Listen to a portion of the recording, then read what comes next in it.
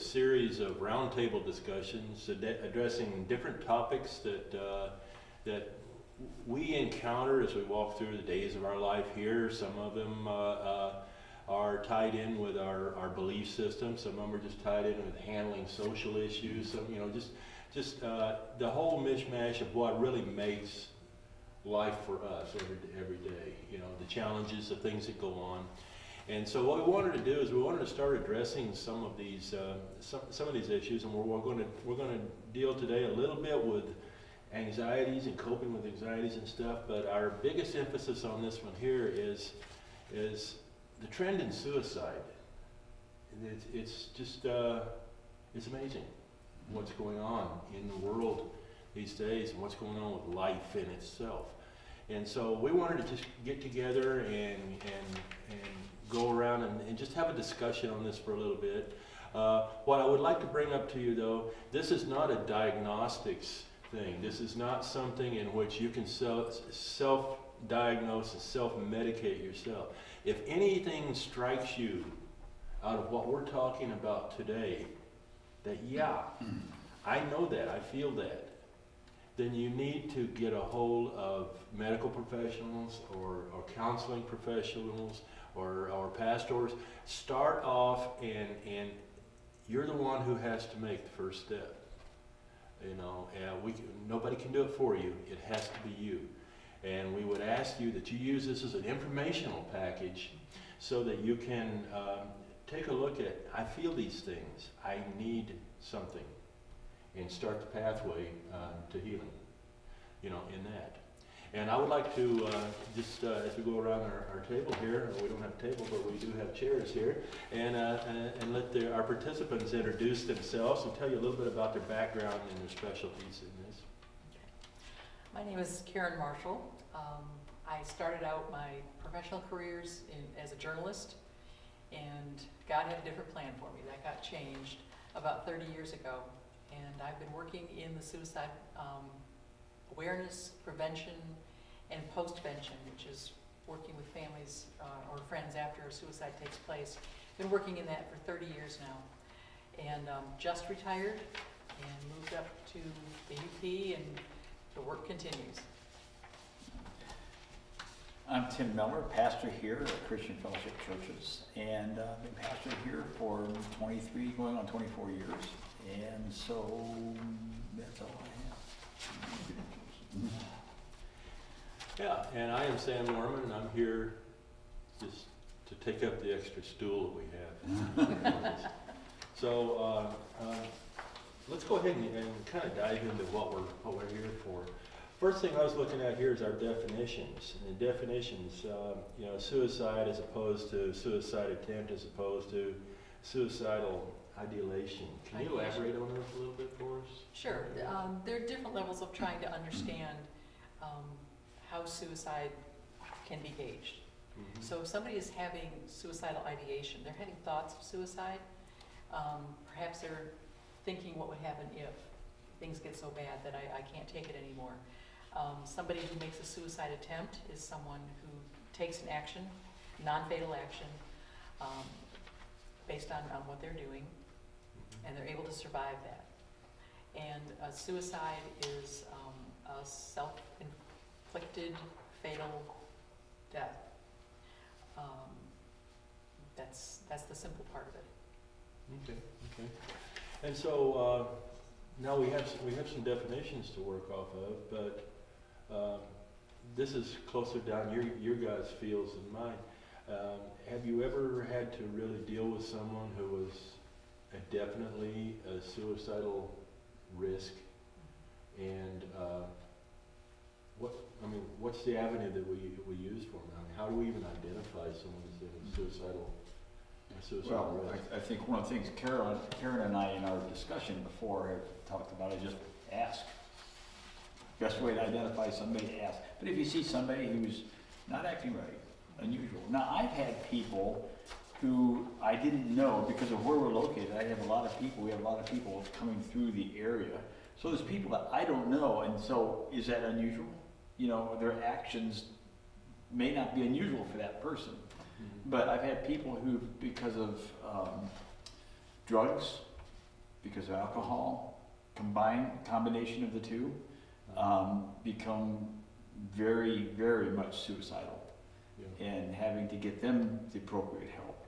But you know, those are the easy ones, I think, because you see it, you know it, you know. The hard ones might be the quiet ones, I guess.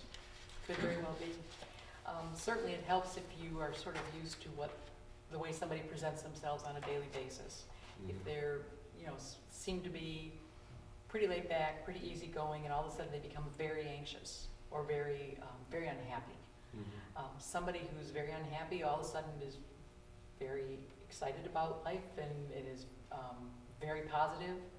That change in mood, it's the change, not the mood itself, but the change in mood. Somebody who's very happy is all of a sudden really down, having a tough time. You pay attention to things like that. And as Pastor said, because he and I talked about it, the best thing that we can do is to ask them something along the lines of, it seems like you're struggling right now. It seems like you're having a hard time. Are things so bad that you're thinking of ending your life as a way of solving this problem? And you'd be surprised. Most people, if asked directly, will answer directly. We can't tiptoe around it. We have to be very direct. Now, can I ask a question? Sure. What about the people who have mentioned, I'm going to end it all, and they keep talking about it, and months, years go by, and they keep talking about it? I mean, are there people out there that they may be depressed, they may have anxiety, they may have problems, whatever they are, talk about it, never do it? How do you deal with those people? Do you? I think it's in as straightforward a way as you can. Yeah. Probably the best thing to do is, you know, I hear you say that, and it makes me concerned because I think you might be thinking about suicide. Is that what you're thinking about? So cut to the chase. bottom of it, yeah. Ask them directly. Okay. And let them know that I think this is the most important thing. Let them know that we're taking what they're saying seriously. We're taking what we see and what we hear and what we feel about somebody seriously enough to ask about it. And here's the other thing. If they say no, if they say, oh, I would never do that, the time could come when they get to a place where they can't pull themselves out of whatever they're feeling. And time isn't helping. Who do you think they're going to come and talk to? Sure. The one who asked them. Sure, because they know it's safe, they know they can, that you're not afraid to hear what they have to say.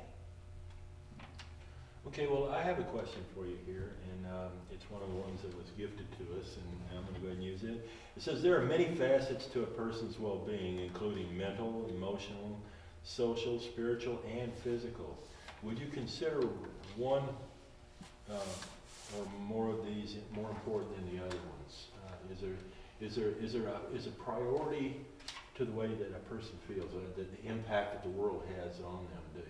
Do you find that, say maybe out of your suicide attempts or something like that identified a source or cause, there was one kind of a cause that what stood out more than others did? That's a good question. I think on that question, this is just because it's off the top of my head, so a lot of things come off the top of my head. It depends on the day. You know, a person could have one day where emotions are running high. Yeah. A person could have another day when they're struggling socially with friendships, with relationships, you know, and it just because we're so multifaceted people anyway, and complex people, Yeah. it just really depends on the day, what's going on in their life, you know. Yeah, I found some of that, and that's part of my qualification for being here is I deal with depression, I deal with some of those issues.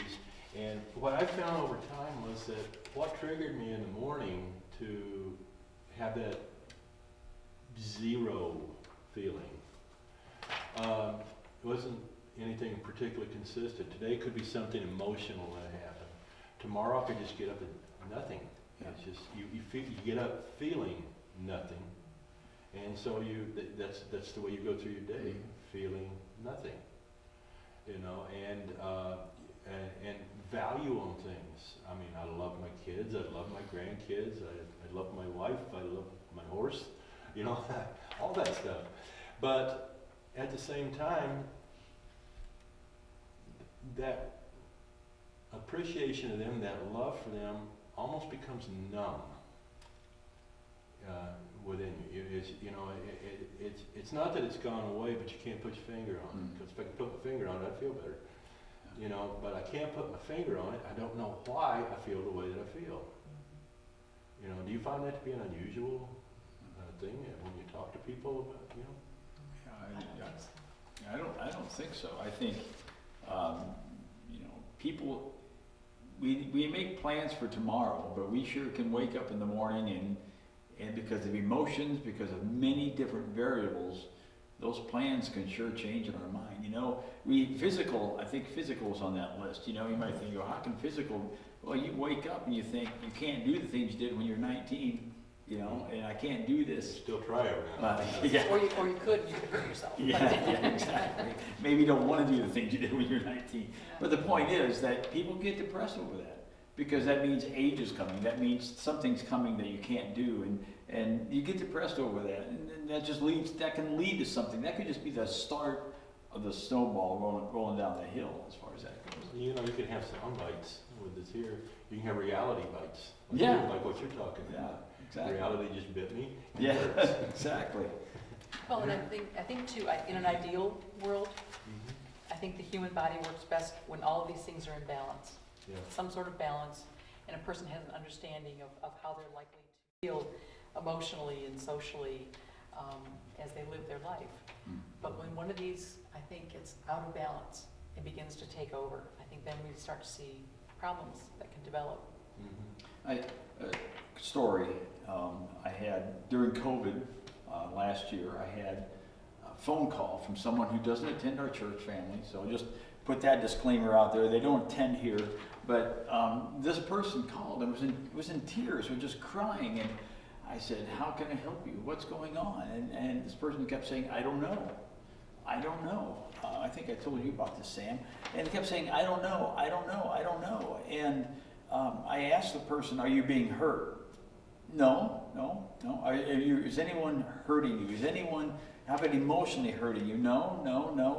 Then what can you help me, to help you? What's going on? I don't know.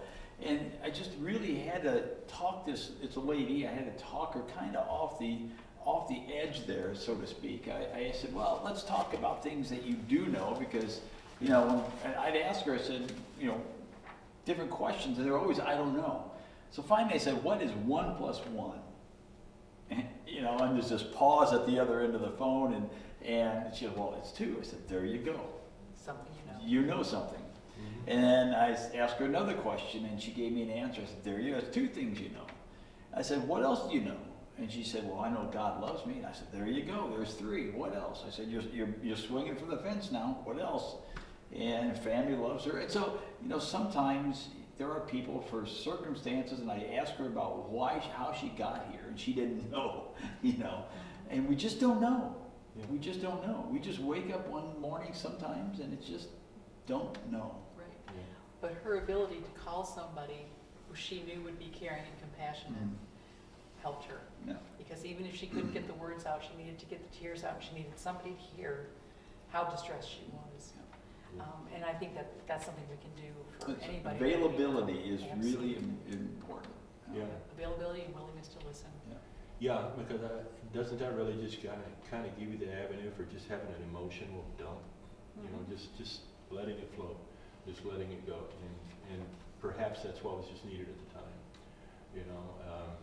A little too much water behind the dam, or something down that road. Okay, but that brings us to a different place here, since we're dealing with also with the Christian faith, Christian living and stuff like that. I got 2 questions here, but I want to combine them because they're speaking about basically the same thing. The first one tells us, should you consider yourself weak or not having enough faith if you are struggling emotionally? The second question tells us, will God think I'm a failure if I'm depressed or anxious? I would say, in my experience, no. Not any more than God would consider them a failure if they were diagnosed with cancer, or all of a sudden developed diabetes, or had something else go wrong. Sometimes depression and its related illnesses can be a brain that's simply not functioning correctly. And just like your heart, if your brain isn't functioning correctly, if there's a chemical imbalance or if there's something wrong there, it's just like your heart developing arrhythmia or a bad valve and you have a heart attack.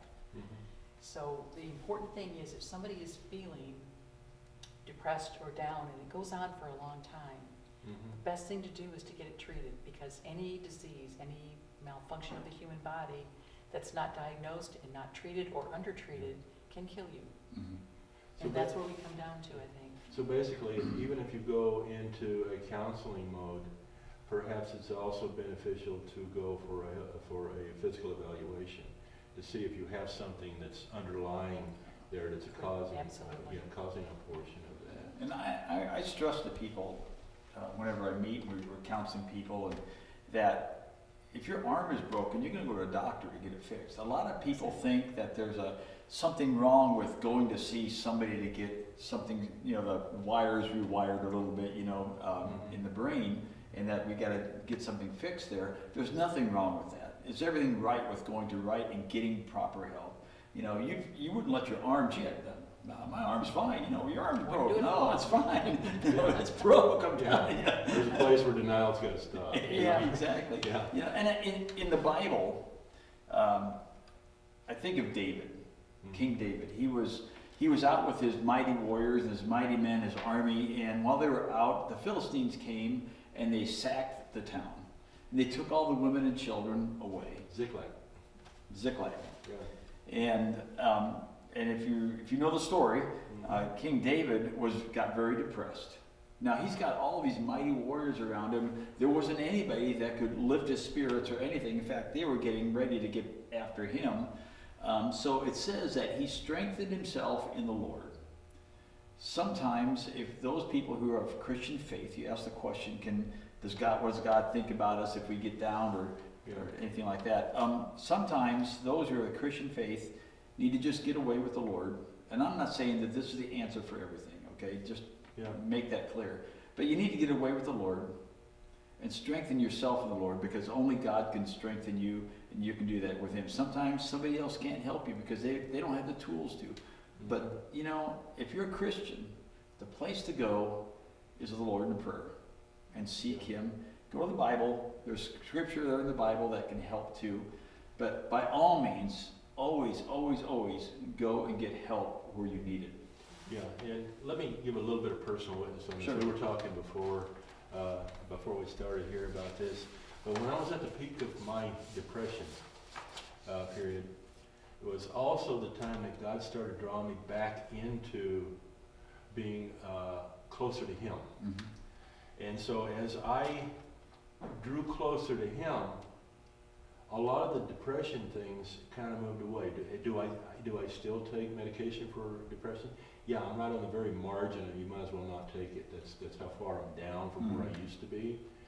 And I still have little bumps from time to time, but a lot of that has gone away. But what's replaced that in there, with me anyway, is just an understanding that every hard time that a Christian goes through is a training period God is using for them to take them to a different level, a different step, in a different place. And it hurts.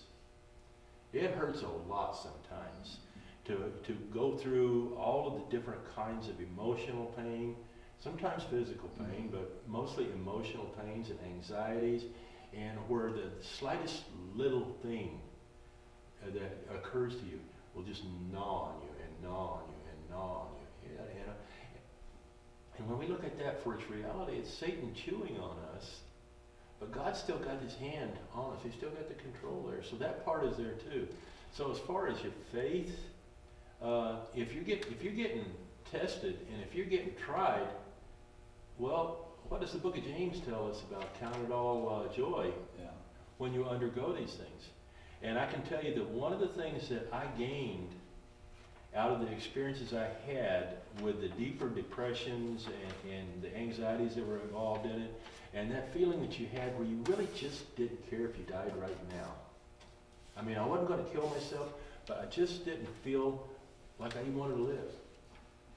And God would have done me a favor if he'd have taken me, but I wasn't going to do it, you know.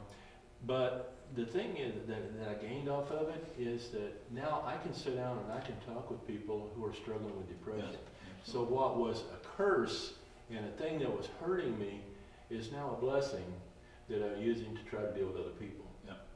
You know, and it's the same thing with some of the illnesses you may incur, big ones or something like that. I've been down the cancer room too. I can talk to cancer people too.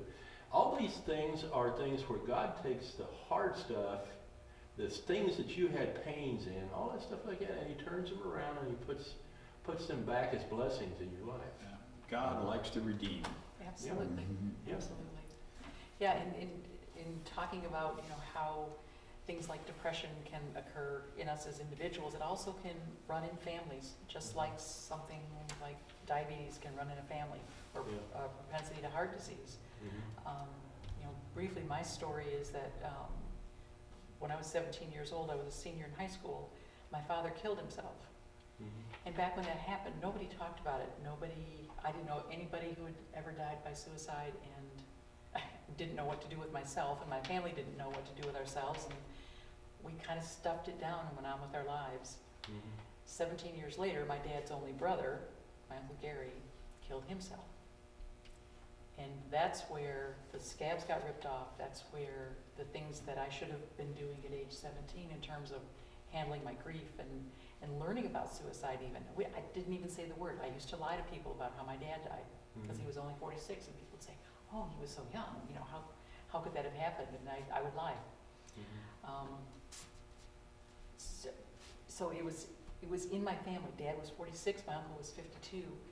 I hit my early 40s, and I was actually training suicide prevention. I was teaching people what to look for and how to intervene and how to be helpful to people who are considering suicide. I found myself in the deepest pit, living in a world that was just gray. There was no black or white. There was no color. It was just flat. And there was nothing particularly wrong in my life right then. It's just my emotions were off. Yeah. And interestingly, it was a group of people that I had trained in suicide prevention who intervened with me. Cool. Yeah, there's a gift. Yeah. And I ended up, being hospitalized, being on medication,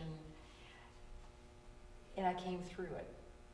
I came through it, but I remember at the very depths of it thinking, now I understand what my dad was thinking. I understand those last thoughts, because I had no hope that And life was ever going to be okay again. was there a reason to get you to that point? Was there any one thing to get you to that point, or it just kind of melded together? Yeah. And Very slowly built up, and all of a sudden I realized I'm in trouble here. But I was actually pretty much paralyzed emotionally and every other way. I couldn't ask for help. So we can't necessarily analyze our way out of it. Absolutely not. We can try. No. We can try. But unfortunately, I think there's a lot of people that try just that avenue, and they don't really realize that the hole they're in is getting deeper. Yeah, I was gonna say, the more you analyze that thing, the deeper the hole's gonna get. Yeah, yeah. It really is. You can actually dig yourself in deeper, I think. And that's where the ability of these people who I had in a training session just a few weeks earlier to come to me and say, Karen, we're noticing these things going on in your life and you just don't seem like yourself, and we're really concerned about you. Are you thinking about killing yourself? And I had to look these people, these loving people, in the eye and say, yeah, I am. And people might watch us and say the irony of the trainer, going through that. And the point is, everyone's susceptible. Exactly. Yeah. But doesn't that flow right over into the life of a Christian disciple? I may be out there discipling a person with something they've got going on for years, and then turn around and become susceptible to it myself, and need somebody else, maybe even the person I've discipled for so long, to kind of grab me by the ear and pull me out of the mire, like that. And that's another part of God's great gift and the things that He does with us, and that none of us is given gifts just to stick in your pocket and forget about. That's right. We're there for a purpose. We're there for a reason. And if you talk about, well, am I lacking faith if I go to the doctor? One of the people who wrote the Gospels was a physician. And he wrote Acts. And he wrote Acts too, like that. 2 very good books. It's kind of funny, there's only 2 of the 4 Gospels that were actually written by apostles. Mm-hmm. You know, and the other 2 were written by people who associated with the apostles, and one of those was a physician and a healer. Yep. You know, and so God gave us those capacities too. So if you're dealing with great anxieties, you're dealing with great emotional things going in your life, look for the help on there, because people have been blessed with the capacities to be able to help people in that capacity. In other words, your treatment people, your doctors, they're there for a reason. And that reason isn't only for the secular and unbelieving world, it's for us also. But with us, we understand that that person is a doctor because God motivated them to be a doctor. Just like this person here deals with suicide prevention issues and things like that because God led her that way. You know, why are you a pastor? Yeah. God led me that way. God led you that way. You know, so every one of us has things and great quality gifts that He cultivates in each one of us, but it's just a matter of bringing them out. Yet at the same time, we all go through the pains. We all go through the hurts. And what we have to understand is that the pain and the hurts is not the end unless we make it the end.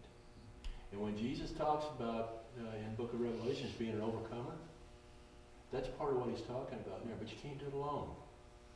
It'll take treatment people, it'll take doctors, it'll take, all of that working together, because God does love us. He loves us very much. There's another question: does God care about our emotional health? Absolutely. I'm just thinking about when Jesus experienced extreme anxiety the night before His crucifixion. He was praying. He brought friends with Him, and they fell asleep. And He's praying, and so torn up, so anxious, so frightened, even, I think, that with these strong emotions, that he was sweating blood. He understands what emotional turmoil is. He understands it, and He's going to be there for us when we're going through it. So we don't lose our salvation. We don't lose our home with God because we're depressed, because we've got suicidal thoughts, or any of that stuff there. But is there something that you could just define as a kind of a loose pathway that takes us up the mountain we might want to jump off of?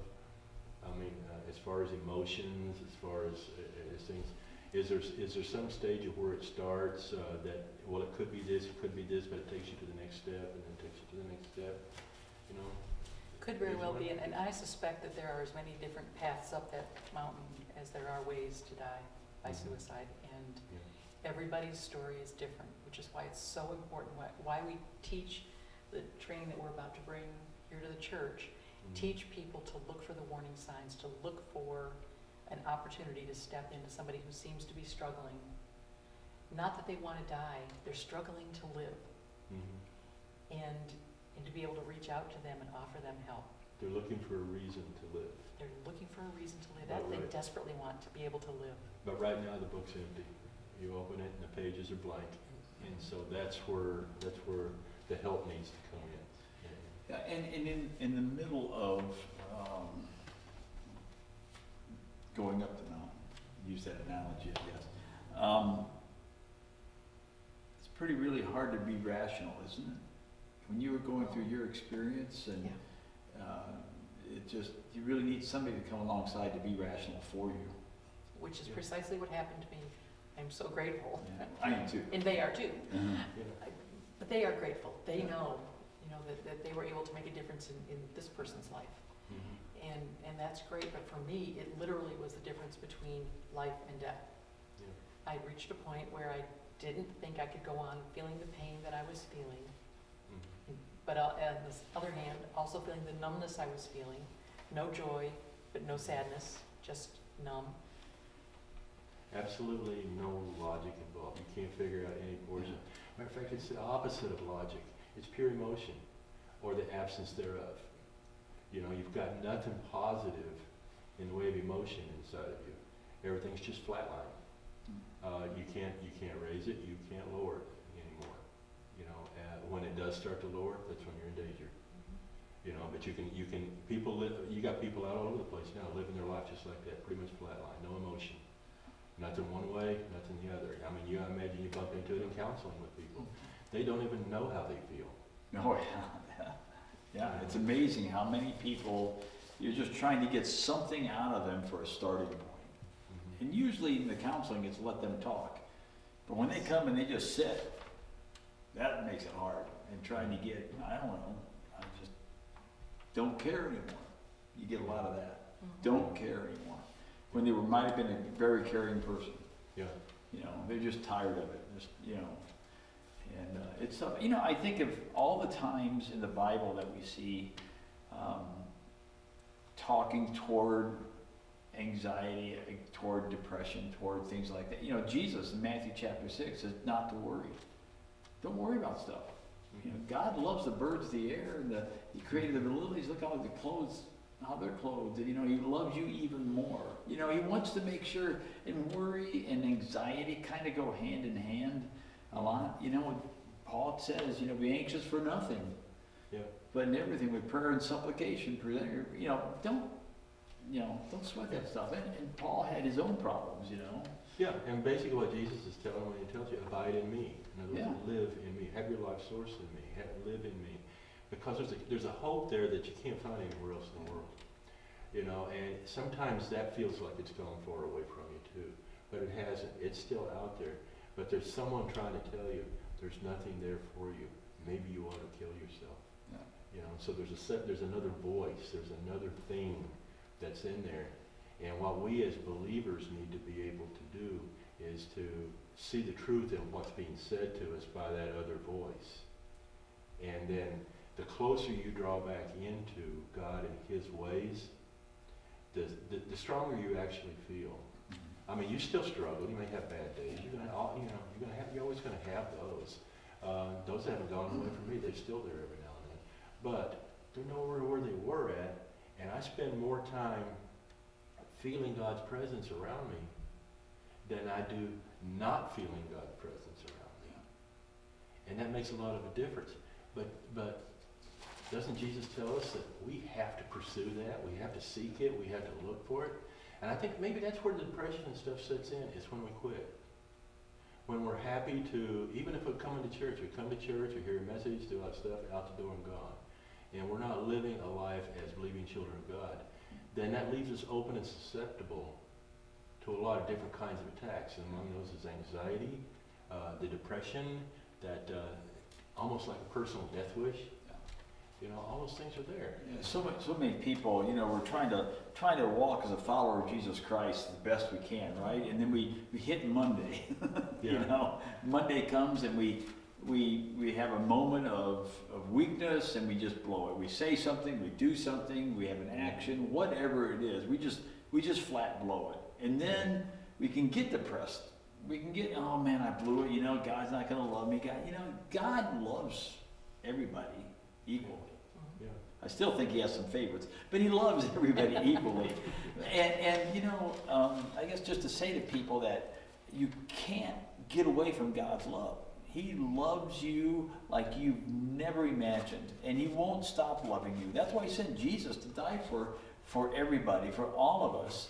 And so when we fall, when we scrape our knee, get back up. Get back up.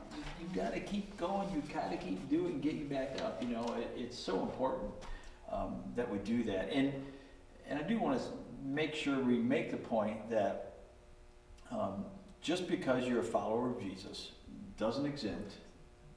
But I do say that people who are followers of Jesus, they've got a leg up on this, I believe. In my counseling sessions that I do with people, I tell them, I'm giving you tools for a toolbox. The more tools we have in our toolbox, the more options we have for fixing whatever problem we have. Yeah. If you don't have many tools in your toolbox, if you just have a hammer and a screwdriver, as great tools they are, your options for fixing your problem are pretty limited to a hammer and a screwdriver. Mm-hmm. But if we give you some other tools, that's what we're trying to do here, give tools. I believe being a follower of Jesus is a tool in life that we can use. Yeah, and being a follower of Jesus also gives us a kind of a step up on something, and what that something is we carry that shield and we carry that body armor that's described in Ephesians 6. Yes. And what that does is that keeps Satan from getting that foothold in us, because once he's got a foothold, he can expand it. And the reason he gets the foothold is because we get sort of apathetic about pursuing our relationship with God. And so what happens then is that once he gets the foothold, he can start expanding on it within us. And that's what I was talking about with the pathway into depression and stuff like that. Very slowly, it's weeding its way right in with you. I mean, God's still working on you. He's still with you like that, but you're not paying attention to what's being said here because you're allowing Satan to have a step into you. And the reason I'm kind of saying this is, let's look at trends for a second. Okay, can I say one thing just right before we go to there? Another way of looking at what we're describing is our relationship with Jesus is cooling. Mm-hmm. You know, we seem to be struggling with it. If there's something physically going on in your body that's leading to anxiety and to depression and other things that can happen, your relationship with the Lord is just as important as other relationships in your life. And if you're losing it, if you don't feel connected anymore, that might be a sign to you to say, hey, something is changing in me emotionally and physically, and I need to talk to somebody about that. Another sign that maybe there's something physically we should look at as well. Yeah, it's a good point. Okay, so I want you guys to think about this for a second and give me your thoughts on it. It seems that we've talked about the rapid ramping up of suicide rates and many different methods that are being used. But we also need to take the other side of it, take a look from our stuff about the Christian family in itself. At the same time, belief in God and attendance is ramping down. In other words, it's diminishing, it's going down. At the same time, suicide rate's going up. So it's kind of looking like a giant alligator's mouth. You know, if you put the two graphs right, one above the other one. And so, can we kind of just chew on the correlation between those things there about how the loss of something to hold on to, like God, is having an impact on the way that hopelessness becomes the defined way of thinking in a lot of people's lives. Well, I think it's pretty easy to make the point that when you take God out of the equation, I mean, look at our country. Our country was built and founded on Judeo-Christian principles. Yeah. And we're slowly but surely taking him out of the equation in many, many different areas. Mm-hmm. And people are saying, God doesn't matter, God doesn't count. No, and God, through Jesus Christ, brings hope. Yeah. Hopelessness is, I think in our conversation earlier, one of the big characteristics of suicide, right? So, we take away the hope, the person that hope lies in, and the reason for the hope. Paul talks about to be ready to tell other people about the hope that lies within you. That's Jesus Christ. But yet we've taken it away, so it sure makes sense to me that there is a bit of a correlation of you take God out of the equation, you take hope out of your life. More ways of taking hope out of your life. Yeah. It'd be interesting to see an actual study if they had done surveys over the years about faith drop over the years. Yeah, like that. There's not a lot of numbers on that, but that we do have the numbers on suicides. I don't have any numbers on suicide attempts and that's a harder one to graph or to even come up with.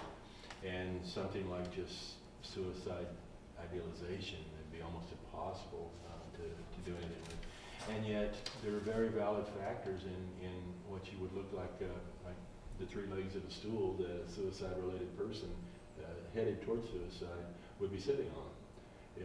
That lack of hope, that change up in the mindset that you even look at when you value yourself.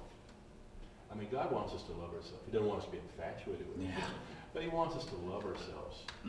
Because then that should be the meter by which we love other people. Mhm. That's the line, so I should be bringing people up to that line or even above that line in some cases. You know, so when we start taking those kind of factors out of society, what's going to be the impact? You know, what's going to happen? You know? I don't know of a direct correlation between a lack of faith and either conditions like depression or anything else, let alone suicide.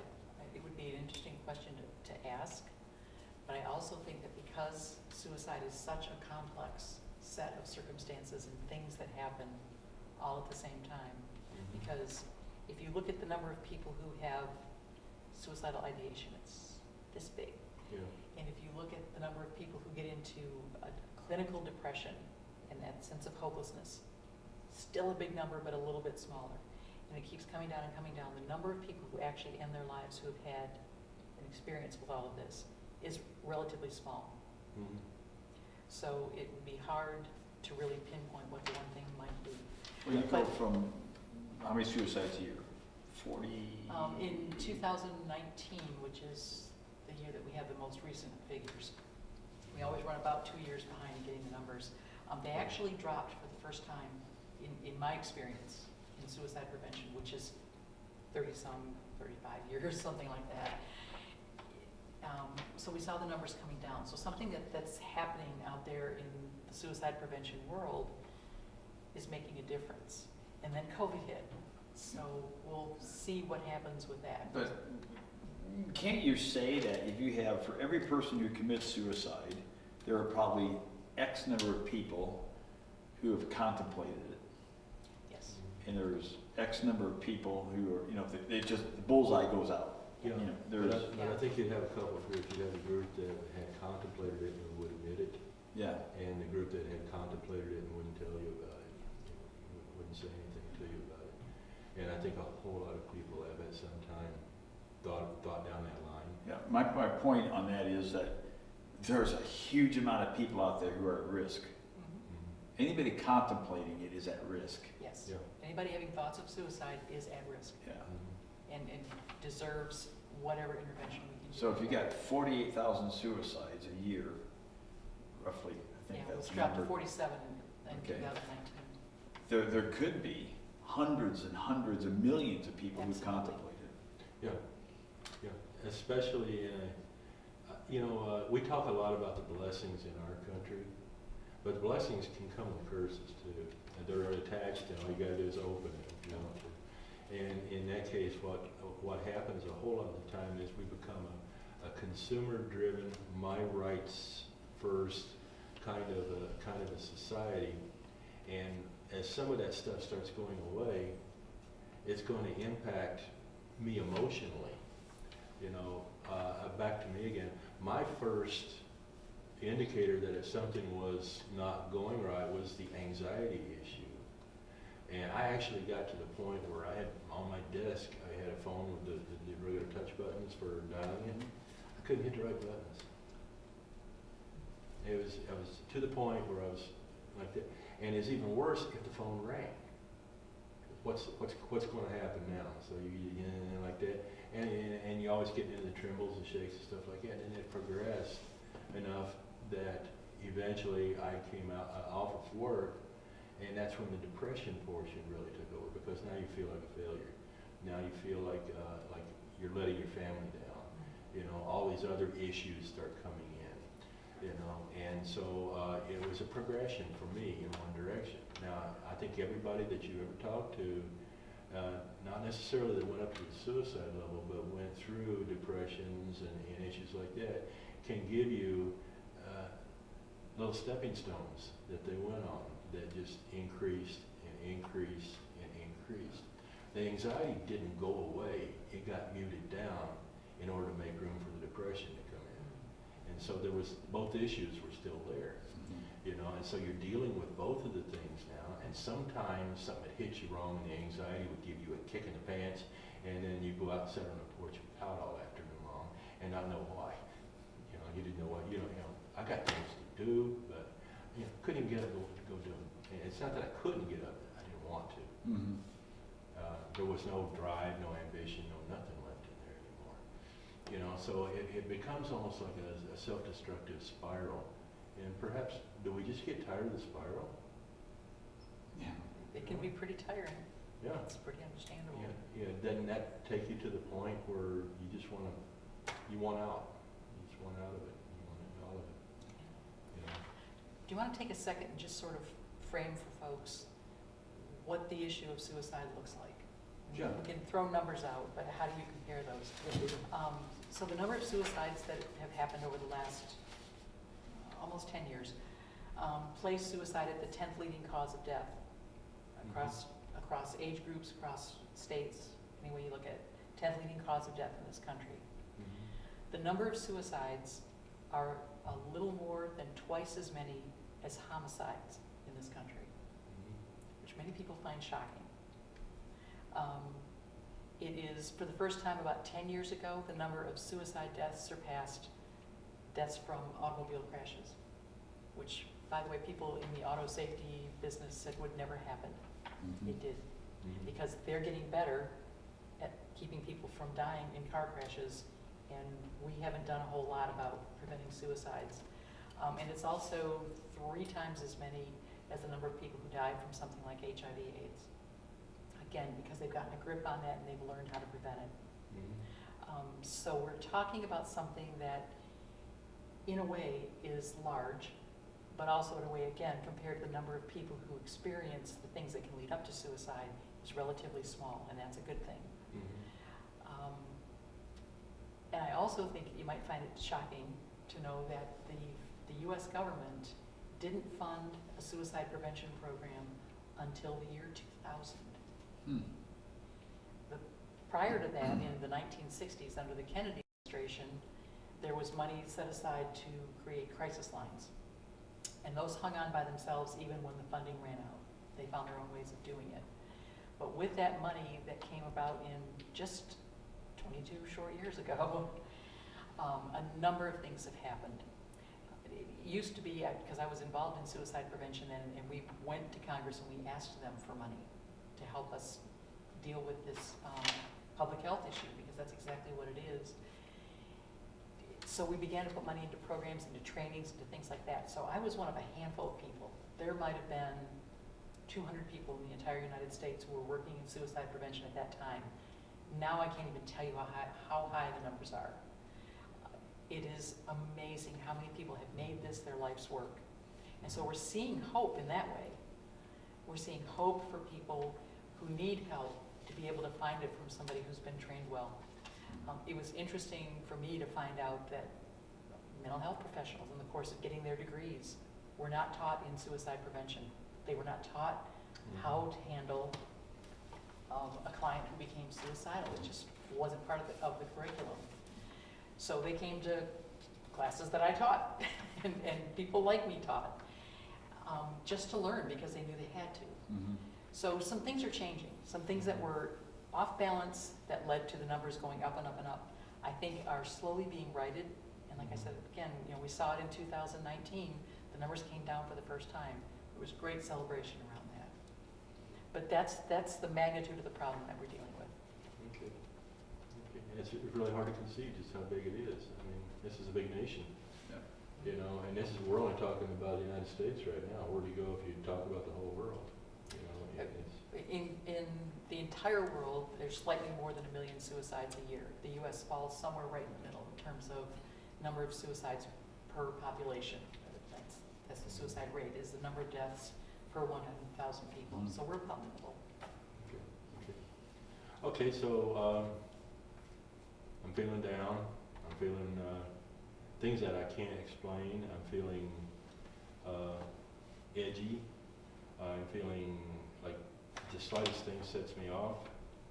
And I feel like my life's not accomplishing anything. I'm not going anywhere. In other words, I got a whole pile of junk in my trunk. What do I do? What do? You find somebody who's willing to sit down with you and say, tell me more about this. What do you think you could do that would help you to feel better and to make it through this? Why is it now, what's made it become so bad?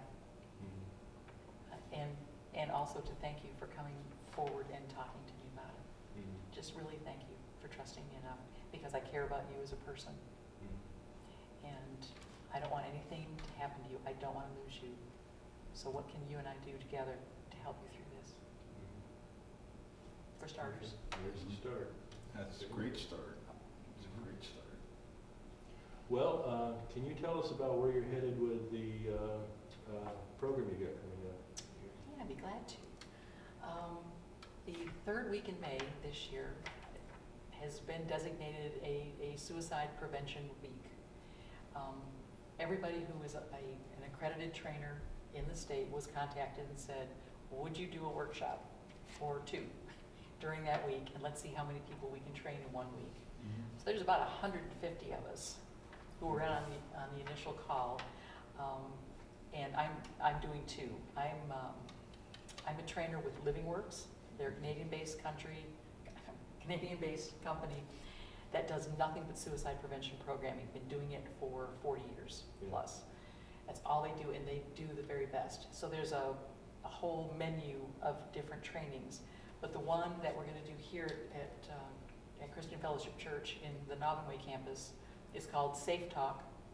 It takes 3.5 to 4 hours, and it's designed to allow people to become aware, first of all, of the magnitude of suicide, but also aware of how they can make the difference in somebody's life. They can learn to recognize that somebody's struggling, and they can learn how to ask them directly if they're thinking about suicide, and if they are, then they learn how to take them to somebody who can be a good resource for helping them through this, because no one of us can be responsible for the life or the death of another human being. We have to have other people in with us so that we can begin to build a safety net around that person and keep them safe, however they need it. So we'll be doing the workshop here on Friday, May 21st, and it'll start at 6 and end at 9:30. We're limited to 30 people, and as of this morning, we're standing at about 14 or 15, maybe more than that. And so it's likely to fill up, but I'm hearing that we may be doing another one already, so. So Okay. that's that one, and then the other one that I'm doing is in Mount Pleasant, and that's for the native tribe down there. They're bringing us in to do some training.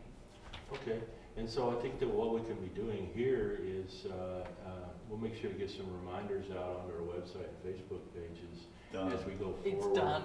And we can rattle the cage again as we go down the road here a little bit, reminders to keep going like that.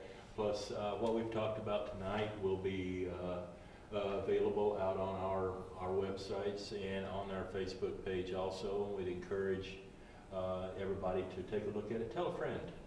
Look at your friends. See if they need something. See if there's something going on there. See if there is a reason for you to get involved and to be part of a solution to a growing and running out of control problem. And so, well, first of all, I think we've about got our time in now. So I would like to thank Karen and Pastor Tim for our discussion time tonight. I think we covered some good territory there. And so I would like to encourage to watch our websites, watch for future discussions that we may have also.